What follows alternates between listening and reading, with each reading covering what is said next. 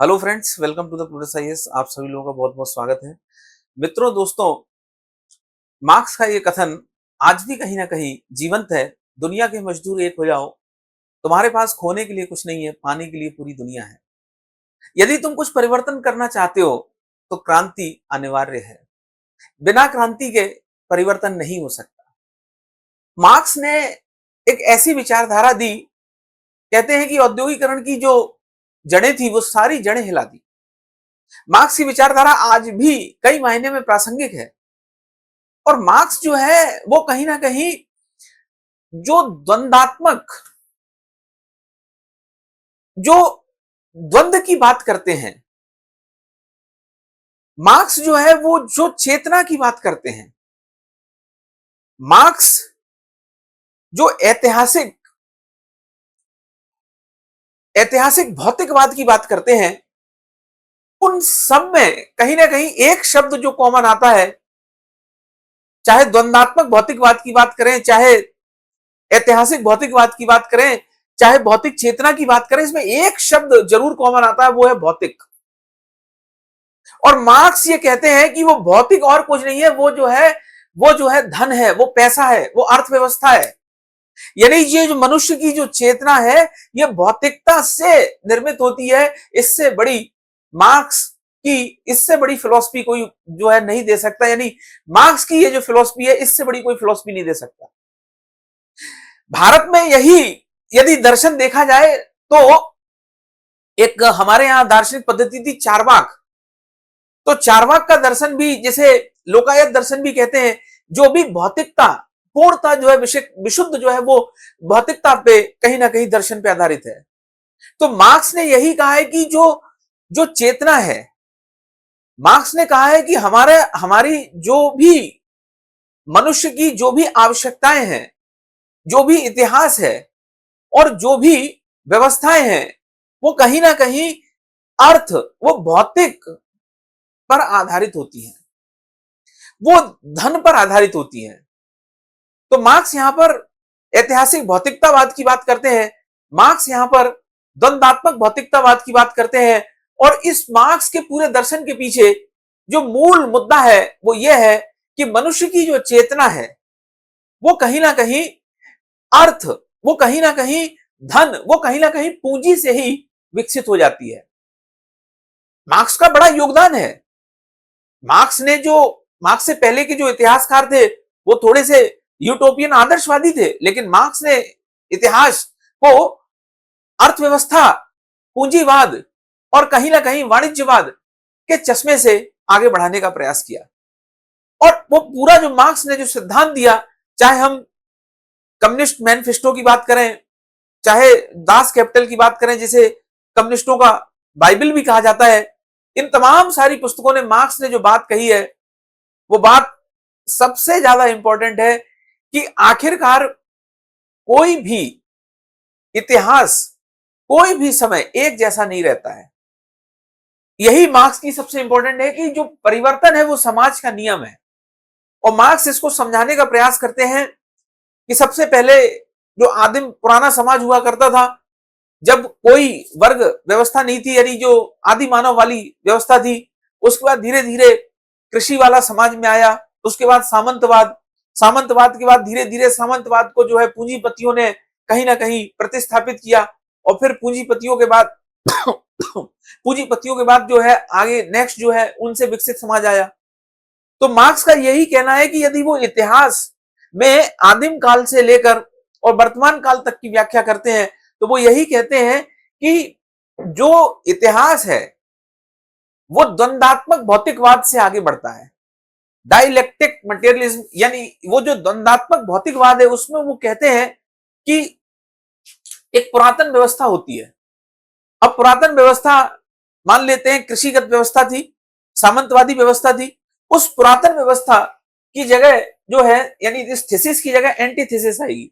उस पुरातन व्यवस्था की जगह कोई उभरती हुई नई व्यवस्था आएगी।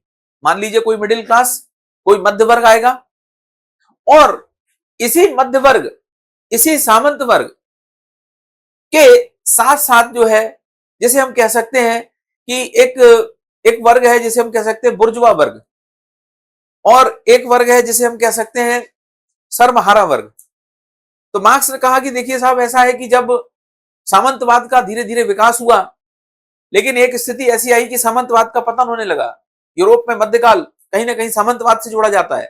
तो जब सामंतवाद का पतन होता है, उसके बाद जो है धीरे धीरे पुनर्जागरण और औद्योगिकरण, वाणिज्यवाद का दौर आगे बढ़ता है। उसके बाद समाज में एक नया वर्ग पैदा होता है, और उस नए वर्ग ने दिखा दिया था फ्रांस की क्रांति में 1789 में। और वो जो नया वर्ग था, उस नए वर्ग का नाम मध्य वर्ग था। तो वो जो मध्य वर्ग था, वो जो पूंजीपति वर्ग था, उसने सामंतवाद को प्रतिस्थापित कर दिया। तो यहां पर फ्रांस की क्रांति को इस बात से जोड़ा जाता है कि पुरातन जो समाज था उसमें कृषक समाज था, और इस कृषक समाज के ऊपर इसके जो बड़े बड़े किसानों को जो प्रतिस्थापित किया, वो किया सामंत ने। जो है प्रतिस्थापित किया। अब ये जो सामंत जो समाज था, यानी सामंत जो वर्ग था, इसको प्रतिस्थापित किया बुर्जुआ वर्ग ने। बुर्जुआ का मतलब होता है पूंजीपति वर्ग। और ये जो बुर्जुआ वर्ग है बुर्जुआ वर्ग है, अब इसको प्रतिस्थापित करेंगे कौन? मजदूर, जो क्रांतिकारी होंगे, जो शोषण के विरुद्ध आवाज उठाएंगे। क्योंकि ये जो है, ये पूंजीपति है, और ये पूंजीपति जो है, मार्क्स कहते हैं अपने अधिशेष मूल्य के सिद्धांत में, वो जो अतिरिक्त पूंजी है, जो एक प्रोडक्ट के माध्यम से, किसी भी प्रोडक्ट के माध्यम से जब उसका एक लाभांश निकलता है, तो वो जो लाभ होता है उस पर पूंजीपति का अधिकार होता है। तो मार्क्स कहते हैं कि जो भी प्रोडक्ट पर जब वो बाजार में बेचा जाता है, और फिर उसमें सारा खर्चे काटकर जो उसका शुद्ध लाभ होता है, जो प्रॉफिट होता है, वो प्रॉफिट जो है उस पर पूंजीपति कहीं ना कहीं अपना नियंत्रण, अपना अधिकार कर लेता है। और मजदूर जो है, उनके हाथ में कुछ नहीं लगता है, उनके पास अलगावपन आ जाता है, उनके पास गरीबी भुखमरी आती है, उनके पास जो है एक ऐसा वर्ग विभाजन आ जाता है, यानी कि एक गरीब वर्ग है, एक अमीर वर्ग है, और जो पूंजीपति वर्ग है वो अपनी अतिरिक्त पूंजी के माध्यम से और पूंजी बढ़ाता जाता है। लेकिन जो मजदूर वर्ग है, जो गरीब वर्ग है, उसकी समस्याएं जस की तस बनी रहती हैं। तो मार्क्स कहते हैं कि भाई, जो पूंजीवादी, जो औद्योगिकरण आया, इससे पूंजीवाद आया, इससे जो है वर्ग संघर्ष हुआ, इससे नए वर्ग पैदा हुए, और इन्हीं नए वर्ग में आपस में संघर्ष होना स्वाभाविक है। क्योंकि ये जो पूंजीवादी जो व्यवस्था आई है, इस पूंजीवादी व्यवस्था ने अमीर और गरीब के बीच में खाई पैदा कर दी। इसने जो है एक प्रकार से पूंजीपति वर्ग, और फिर जो है दूसरा जो है श्रमिक वर्ग। तो अब इन दोनों के हित एक तो हो ही नहीं सकते, इनके हितों में टकराव है। तो इनके हितों में टकराव होगा तो फिर एक दिन संघर्ष तो होना लाजमी है। और वही संघर्ष को मार्क्स ने कहा है कि यही जो संघर्ष है, यह संघर्ष जब क्रांति में बदलेगा तो संश्लेषण होगा, एक नई व्यवस्था बनेगी।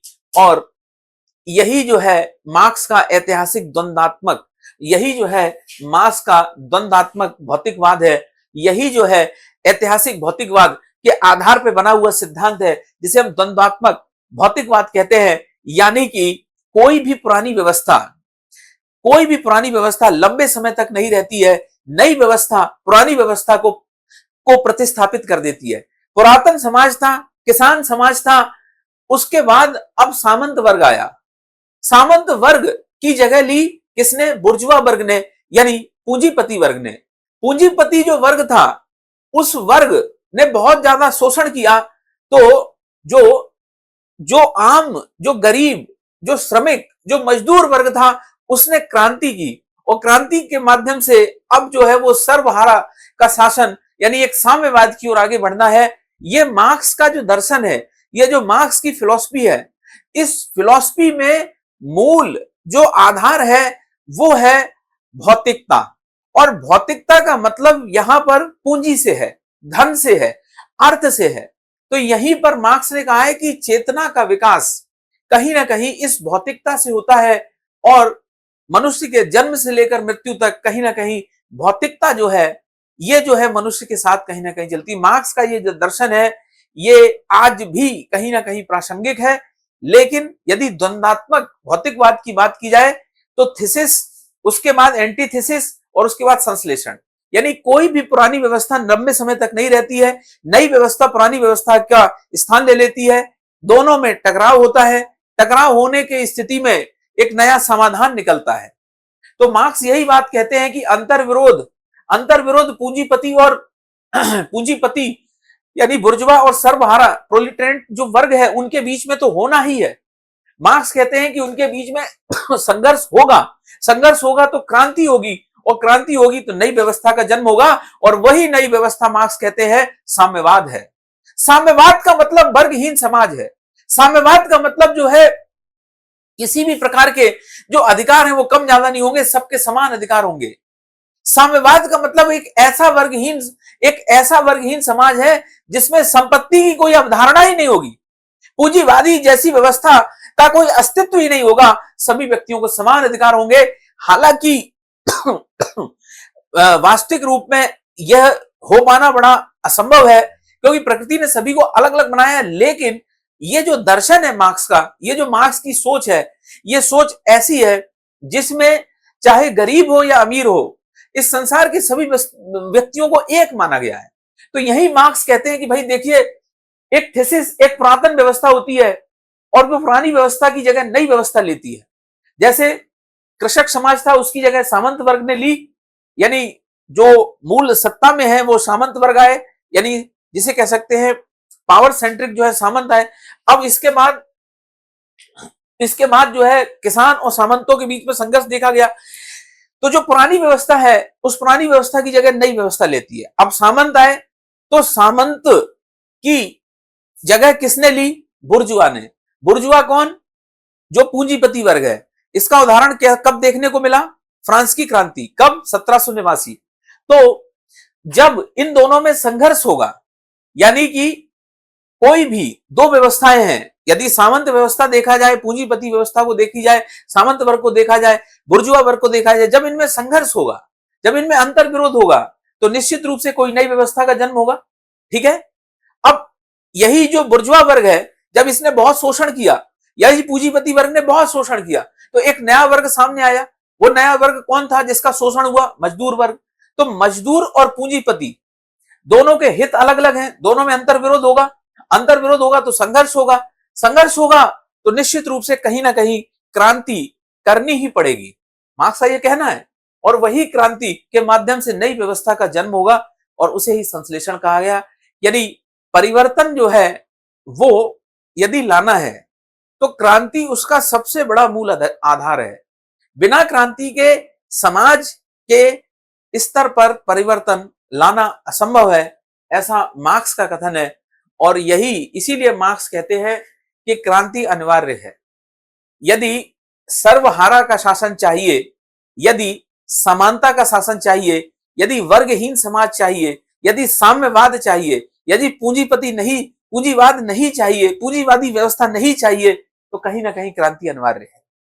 मार्क्स कहते हैं कि परिवर्तन समाज का नियम है, यानी परिवर्तन जो है ये जो है होना हर चक्र में, हर दौर में। और हम इतिहास उठाकर देखें तो इतिहास इस बात का गवाह, इस बात का साक्षी है कि परिवर्तन जो है वो इतिहास के साथ कहीं ना कहीं हमेशा रहा है। परिवर्तन इतिहास का एक अभिन्न हिस्सा है, परिवर्तन समाज का एक अभिन्न नियम है, और परिवर्तन तो समाज में होता ही है। तो मार्क्स इसको एक प्राकृतिक व्यवस्था के रूप में देखते हैं। तो यही परिवर्तन को मार्क्स कहते हैं कि भाई थीसिस यानी पुरानी व्यवस्था, एंटीथीसिस नई व्यवस्था, दोनों में संघर्ष होगा, कोई नया समाधान निकलेगा, कोई नया संश्लेषण होगा, नई व्यवस्था का जन्म होगा, तो बस उसके बाद जो है ये समाज फिर आगे बढ़ जाएगा। इसी साइक्लिक वे में मार्क्स जो है समाज की व्याख्या करते हैं, द्वंद्वात्मक भौतिकवाद की बात करते हैं, कहीं ना कहीं ऐतिहासिक समाजवाद की बात करते हैं, और मार्क्स जो है वैज्ञानिक समाजवाद की बात करते हैं। यूटोपियन समाजवाद से मार्क्स कैसे जो है आगे वैज्ञानिक समाजवाद की बात करते हैं, इसको हम लोग नेक्स्ट क्लास में पढ़ेंगे। तो आज के लिए इतना ही। थैंक यू वेरी मच, बहुत बहुत धन्यवाद।